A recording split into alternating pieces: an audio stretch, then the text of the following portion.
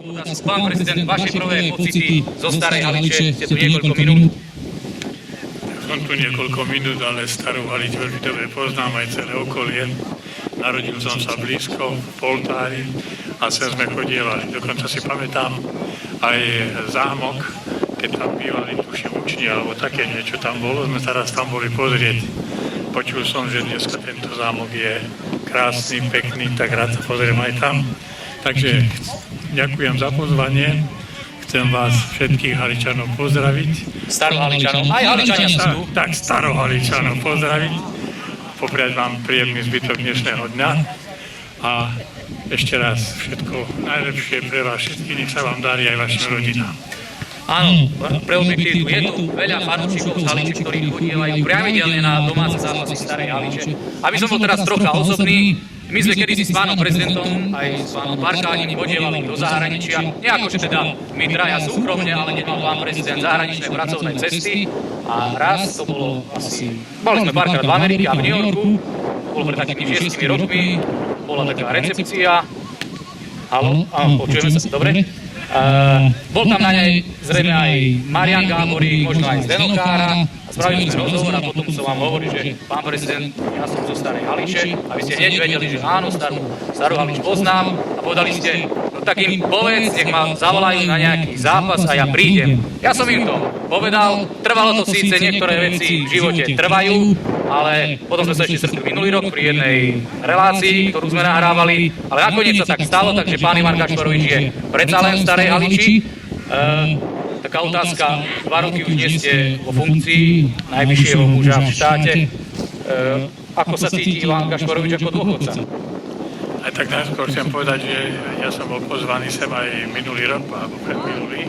V tom čase som bol v nemocnici, tak som nemohol prísť, preto som rád, že som tu mohol byť dneska. A ako sa cítim na penzii?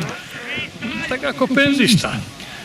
Ale zase na druhej strane nie je to až tak, že by som sedel doma, nič nerobil. Musel som veľa vecí porobiť, čo mi ostalo ešte z funkcie prezidenta. No a v Starej národnej rade mám 2 také miestnosti, kde sa stretávam či už s veľvyslancami alebo s politikmi, ktorí prídu sa niečo opýtať alebo na kúzajči alebo na kávu, len tak si poklebetiť. Konzultujú s vami povedzme určité veci ešte aj súčasní vrcholní predstavitelia? No ale určite. Však sa stretávame, aj keď nie pravidelne, ale na veľa akciách. A to vám nedá, aby ste nezabrdli do toho, čo chcú robiť dneska, čo chcú robiť zajtra, aby bolo lepšie. Pán Kiska vám nevolá. Ale stretol som sa, aj kedy predčerom som bol s ním. Boli sme na veľvyslanectve Českej republiky. Stretnutie akurát tak podanie ruky. Určite vidíte tieto priestory. Nie je to City Arena v Trnave, nie je to ani tehelné pole. A keď sme pri tom tehelnom poli a pri Slovane, mali sme tu pána Jozefa Čapkoviča, som sa ho pýtal teraz, teda na jeho názor na Slovan. Pýtam sa aj vás, čo s tým Slovanom, teda najmä s futbalovým?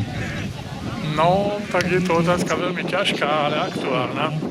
Dúfam, že zajtra Slovan prvýkrát vyhrá nad dobrým mužstvom, pretože Podbrezová dneska je dobré mužstvo. A ja som si typol, že Slovan vyhrá 3-0. No ale Slovan potrebuje, myslím si tak vstúpiť do svedomia a urobiť takú vnútornú predstavu. Strašne na to trápi, keď na zápas vybehne 11 hráčov a z toho sú len 2 Slováci. Áno, to je problém nielen prvoligového Slovana, ale aj ostatných mužstiev. A čo sa týka teda hokeja Slovana, s tým ste ako spokojní? Lebo chodívate na hokejové zápasy. Áno, ja som bol v Slovane vyše 20 rokov, 26, kde som aj hral, kde som robil aj funkcionára, dokonca som bol podpredsedom celej TJ, to bol fotbal, hokej, basketbal, všetky športy. No ale na hokej som mal tak bližšie. Tak hokej, Slovan, to už tiež nie je Slovan. To je niečo iné, pretože Slovan to boli väčšinou odchovanci Slovana, od žiakov cez dorast a potom ostatní Slováci.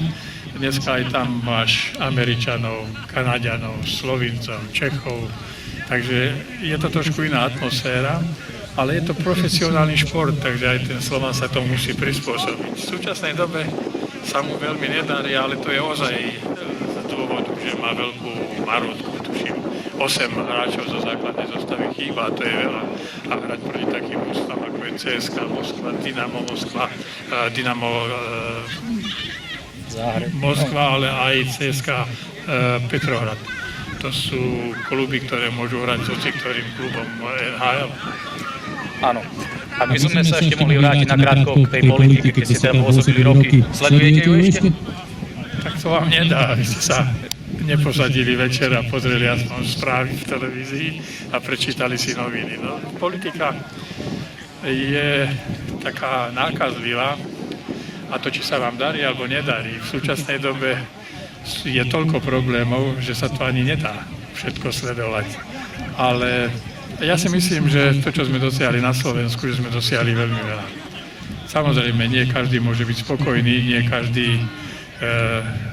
každému sa splnili predstavy o vlastnom živote, ale ťažkosti, ktoré tu sú, si myslím, že postupne sa darí odstraňovať. Slovensko dneska ozaj vo veľa veciach profituje. Nie vždy zásluhou svojou má problémy, pretože problémy, ktoré sú vo svete a v Európe, to sú globálne a tie Slovensko nevyrieši. Ale problémy s nich má. Tak možno za tým únikom od tých každodenných starostí aj od politiky je šport, častokrát aj futbal. Pozerám na pánov rozhodcov, že sú už pripravení nastúpiť na druhý polčas. Pán prezident, my tu máme taký dobrý zvyk, že takým slávnostným, netradičným hosťom, ktorí prichádzajú z času na čas do Staré Haliče, odovzdávame nejakú spomienku, nejaký suvenír. Tak nech sa páči od pána predsedu futbalového klubu, pána Beľu, príjmite túto drobnú pozornosť pre vás v Starej Haliči v roku 2016. Nech sa páči. Dúfam, že vám bude chutiť, tak nech sa páči. Veľmi ďakujem a vidím, že Stará Halič je bohatá, že má bohatých klubov fotbalových. Určite máte aj vysoké odmeny za zápas. Áno.